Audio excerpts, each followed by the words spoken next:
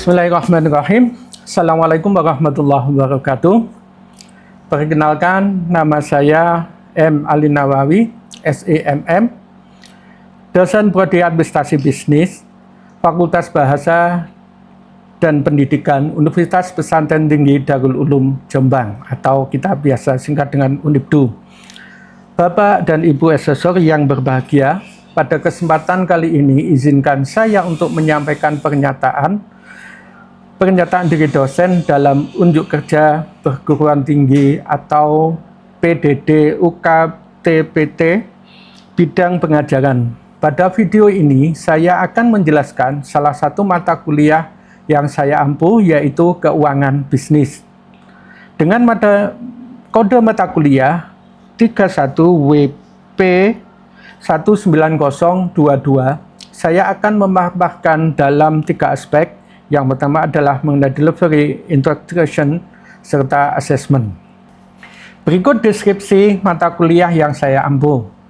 Mata kuliah keuangan bisnis merupakan mata kuliah wajib bagi mahasiswa semester 4 dengan bobot 3 SKS.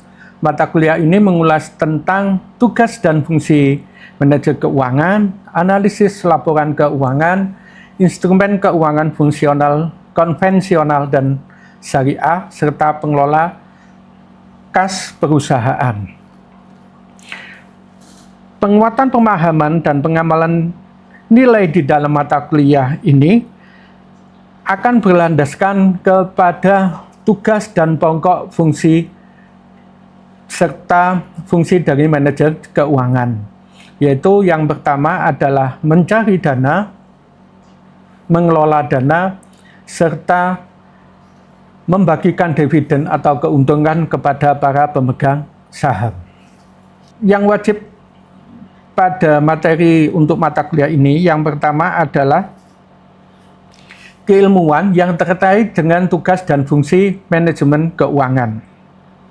Bagaimana seorang manajer keuangan bisa mengelola dan paham tugas serta fungsi bagi dirinya sebagai seorang manajer keuangan. Adapun capaian pembelajaran lulusan CPL pada program mata kuliah keuangan bisnis ini adalah 1. Menerapkan nilai norma etika akademik dan sikap tanggung jawab atas pekerjaan pada bidang keahliannya, yaitu CPL 1.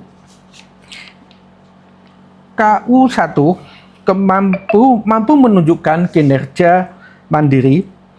KK2 mampu menunjukkan serta merumuskan solusi permasalahan di bidang berdasarkan pendekatan analitis sistematis dalam menyelesaikan permasalahan. Yang selanjutnya, untuk outcome, mampu menggunakan metode pengambilan keputusan. CPMK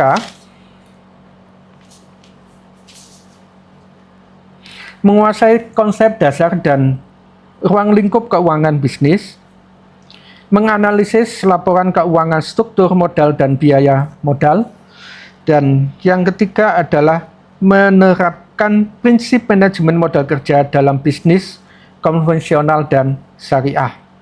Yang keempat adalah mengkaji instrumen keuangan syariah, yaitu untuk pembiayaan baik sukuk maupun sadana. Yang kelima adalah membandingkan risiko dan pengembalian antara instrumen konvensional dan syariah. Yang terakhir adalah mengembangkan rekomendasi keputusan keuangan berbasis etika keislaman atau syariah. Sub CPNK untuk pembahasan mata kuliah ini adalah mampu menjelaskan definisi keuangan bisnis, peran dan tujuan perusahaan.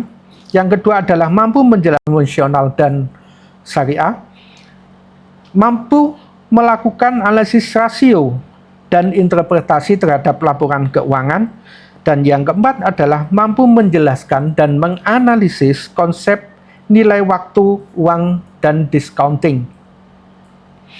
Yang kelima adalah memahami dan menjelaskan pengelolaan kas piutang dan persediaan. Yang keenam, untuk sub CPMK-nya adalah mampu memahami pendekatan modal kerja baik dalam sistem konvensional maupun syariah. Yang ketujuh adalah mampu memahami dan menjelaskan instrumen pembiayaan maupun dari konvensional maupun syariah seperti murabahah, mudharabah, musyarakah, dan lain-lain.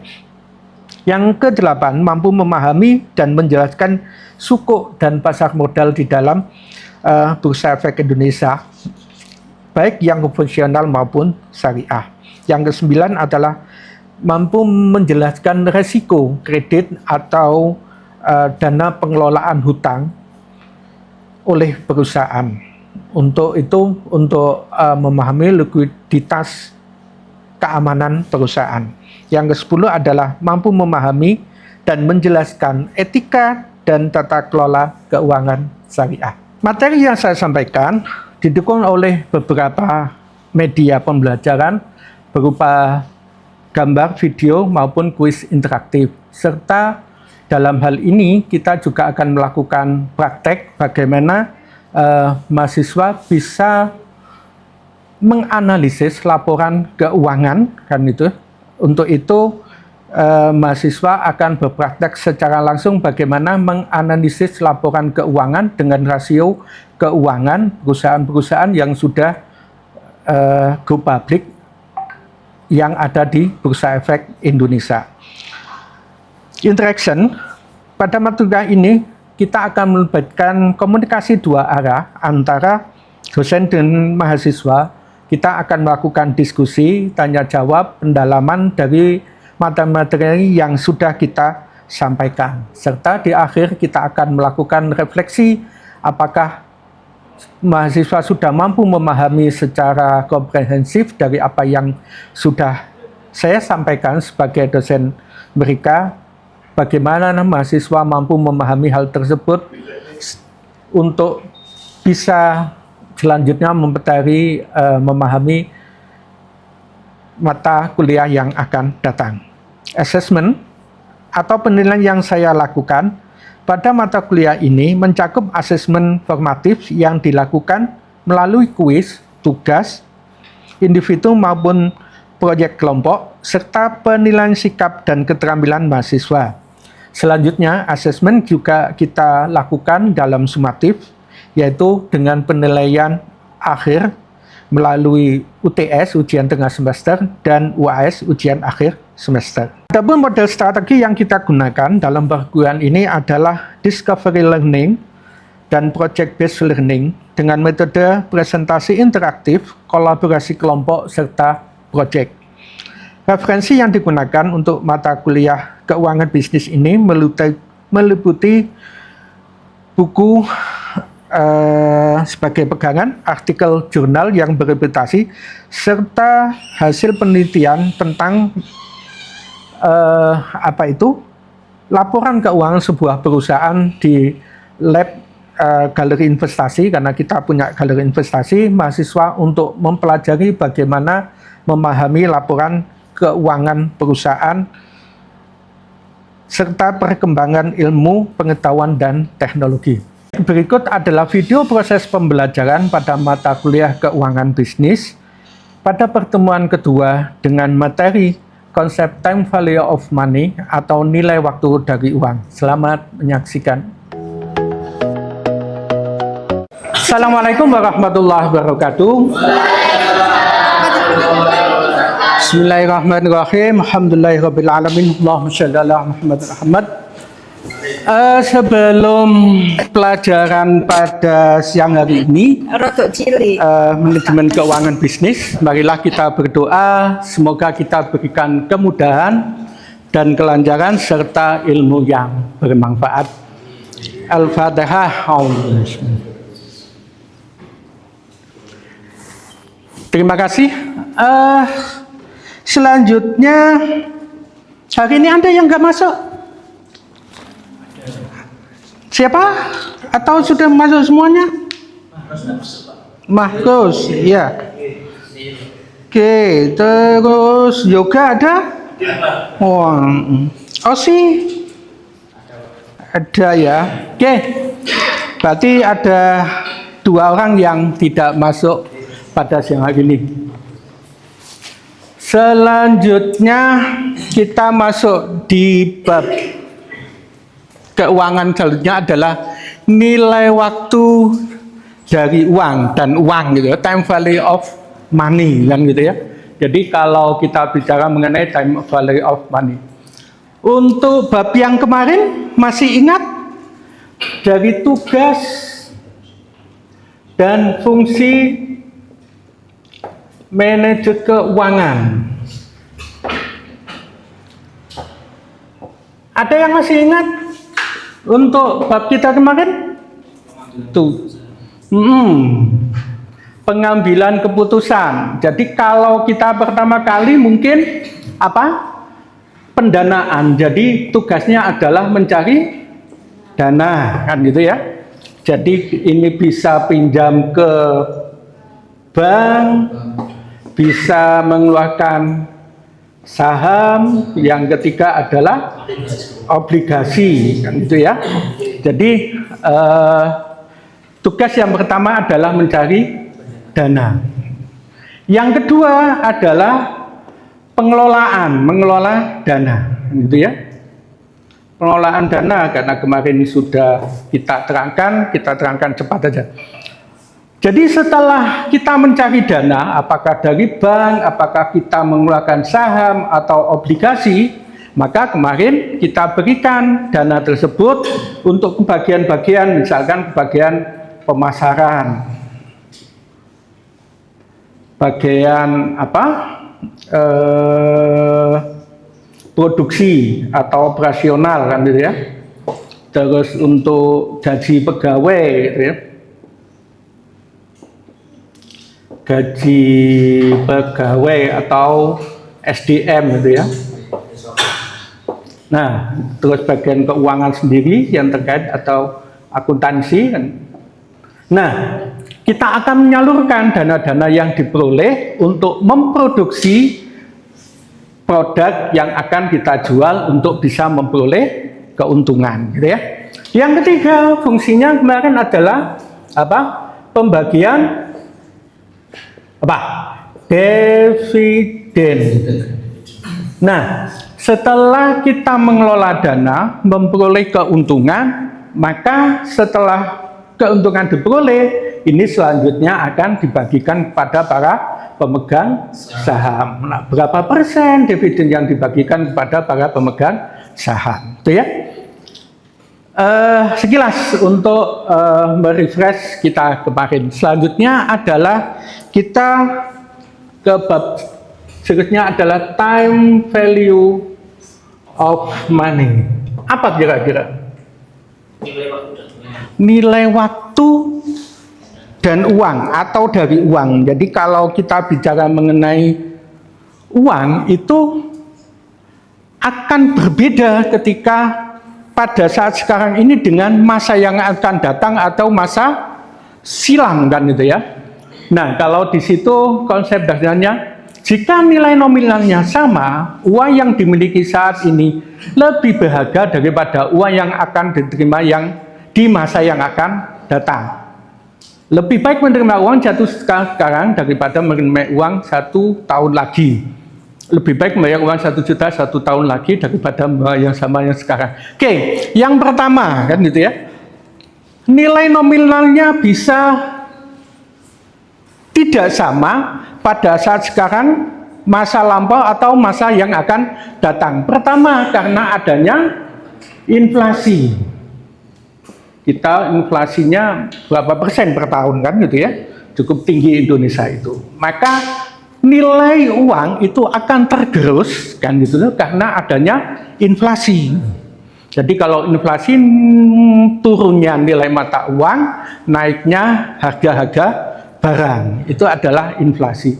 Yang kedua adalah karena kenapa kok kita milih sekarang, ya? Yang kedua adalah karena kesempatan. Misalkan Mbak Lala dikasih uang 100 juta orang tuanya sekarang dengan 100 juta yang akan datang, pilih yang mana? Sekarang atau 5 tahun yang akan datang? Sekarang. Karena apa? Uang 100 juta yang akan datang 5 tahun misalkan ya, 5 tahun yang akan datang, nilainya akan berbeda dengan kalau kita terimakan sekarang, karena nilainya akan turun dengan adanya inflasi. Yang kedua, kesempatan, nah gitu ya. Jadi dengan pegang uang sekarang, maka Anda mempunyai banyak kesempatan untuk memanfaatkan uang tersebut. Bisa untuk investasi, kan gitu ya, dibelikan saham, bisa juga untuk obligasi misalkan ya, atau yang paling murah ya sudah didepositokan kan gitu. Deposito mungkin sekarang 4% mungkin per tahun kan gitu ya, atau dibelikan aset tanah misalkan uang 100 juta, atau dibuat foya-foya, wah itu malah nggak boleh itu kan, wah itu habis di tempat itu nanti kan. Nah, dengan adanya kesempatan inilah maka kita mengenal bahwa ada nilai uang dari waktu ke waktu yang dulu, sekarang, dan masa yang akan datang. Maka itu adalah kita menggunakan, kenapa uang itu berbeda nilainya kan gitu ya. Kalau sekarang mungkin orang banyak menjaga nilainya itu dengan emas misalkan kan gitu ya. Tapi emas itu tidak bisa memperoleh ini tadi dividen atau bunga kan? Hanya mengandalkan kenaikan nilainya saja. Nah, rumus utama di dalam time value of money. Yang pertama adalah nilai yang akan datang atau future value. Nilai sekarang, present value, nilai yang akan datang dengan anuitas jadi menggunakan cicilan. Nilai sekarang dari anuitas, present value of annuity, anuitas atau angsuran hutang. Yang keenam adalah anuitas cadangan kemudian. Jadi kalau future adalah nilai yang akan datang kan. Jadi kalau present value nilai masa lalu dihitung dengan masa saat sekarang ini adalah present value. Sebelum kita lanjutkan, mungkin ada pertanyaan. Saya depan dulu. Bagaimana hubungan time value of money dengan ekonomi atau bisnis Islam? Ya, time value of money dengan ekonomi Islam atau ekonomi syariah. Jadi kalau time value of money itu menghitung nilai masa depan itu dengan menggunakan bunga. Makanya kalau Anda ke perbankan mesti akan hitungannya dengan menggunakan bunga berapa persen kan gitu ya. Nah, itu adalah konsep time value of money. Kenapa kok ada bunga dan sebagainya? Karena itu tadi, satu adalah kesempatan Anda, misalkan Anda pinjam ke bank, maka Anda mempunyai uang, mempunyai kesempatan untuk mengembangkan kan gitu ya. Apakah untuk usaha, apakah untuk konsumtif, atau untuk dikembangkan dalam bentuk yang lain, dari investasi tanah atau saham dan sebagainya. Maka itu kan Anda memperoleh kesempatan dari uang pinjaman tersebut. Yang kedua, yang digunakan adalah pasti nanti ada bunga yang dihitungkan berapa masanya. Misalkan bunganya adalah bunga pinjaman misalkan 1% bulan, berarti 1 tahun ketemunya 12%. Atau juga misalkan Anda deposito kan ini deposito. Kalau lembaga simpanan banyak juga yang menggunakan. Nah, berbeda dengan konsepnya bisnis Islam atau perbankan syariah kan gitu ya. Nah, maka yang digunakan di sini adalah akad-akad yang ada di sana kan gitu, atau perjanjian kesepakatan yang ada. Yang paling banyak yang digunakan adalah dengan menggunakan bagi hasil kan gitu ya, bagi hasil berapa persen dari usaha yang diperoleh harus dibagikan kepada apa itu yang meminjamkan kan ya. Misalkan Anda pinjam ke perbankan syariah, berapa sih nanti bagi hasil yang diberikan, atau juga penyertaan modal yang paling banyak kan itu penyertaan modal ataupun bagi hasil yang ditawarkan kepada pihak perbankan kan ya, untuk bisa lebih apa itu tadi memudahkan penghitungan. Tapi kalau konvensional lebih sederhana dengan bunga berapa persen gitu ya, per bulan ataupun per tahun yang harus dibayarkan sebagai jasanya. Tapi kalau di sini itu. Selanjutnya ada lagi? Oh iya, iya, silakan. Sebenarnya Bapak, bagaimana perbedaan future value dan present value dalam konteks saat ini yang semuanya itu serba digital? Nah, sebetulnya gini, kalau ya pertanyaan yang cukup bagus. Kalau kita bicara mengenai future value kan gitu ya, berarti kan kita akan menghitung pendapatan kita yang akan datang.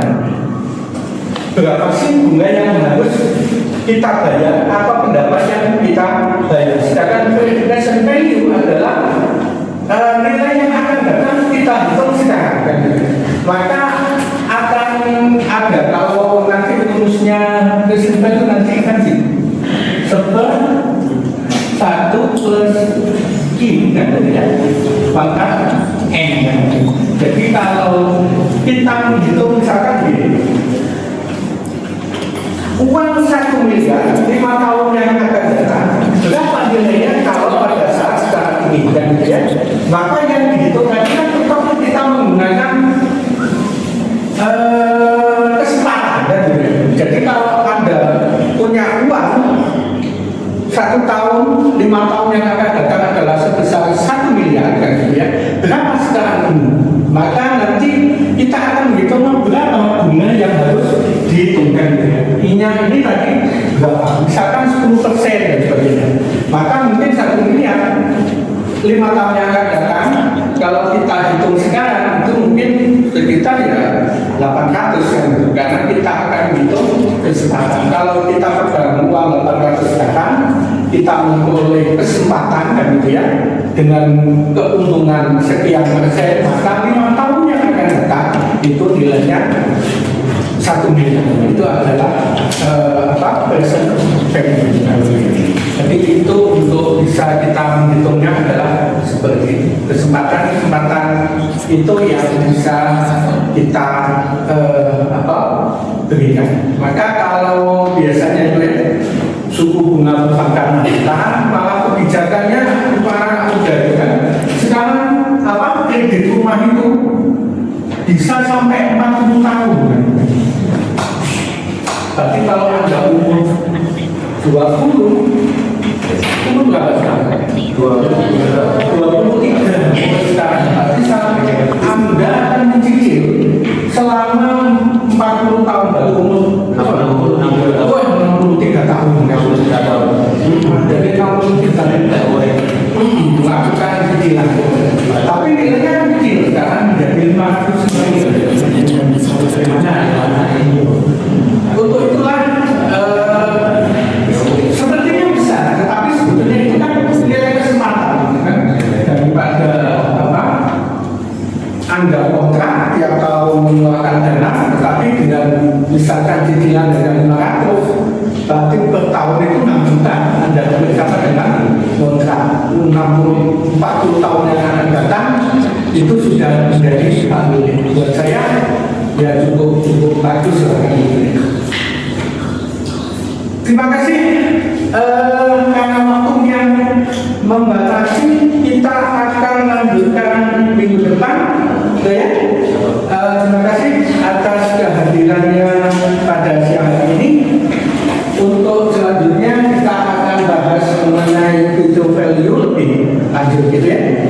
Kita akhiri alhamdulillahirabbil alamin. Mohon maaf yang berkenan.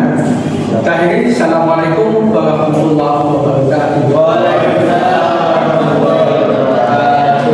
Demikian deskripsi singkat serta cuplikan pembelajaran dari mata kuliah keuangan bisnis yang saya ampu. Semoga bisa memberikan gambaran terkait kinerja pengajaran yang saya lakukan. Saya ucapkan terima kasih kepada seluruh tim penilai Kementerian Pendidikan Tinggi, Sains dan Teknologi, Dirjen Dikti, dan seluruh panitia sertifikasi dosen tahun 2026. Tidak lupa juga saya ucapkan terima kasih kepada Universitas Pesantren Tinggi Darul Ulum Jombang, rekan-rekan sejawat dan rekan-rekan mahasiswa. Demikian yang dapat saya sampaikan. Atas kekurangannya saya ucapkan mohon maaf yang sebesar-besarnya. Ihdinas siratal mustaqim. Assalamualaikum warahmatullahi wabarakatuh.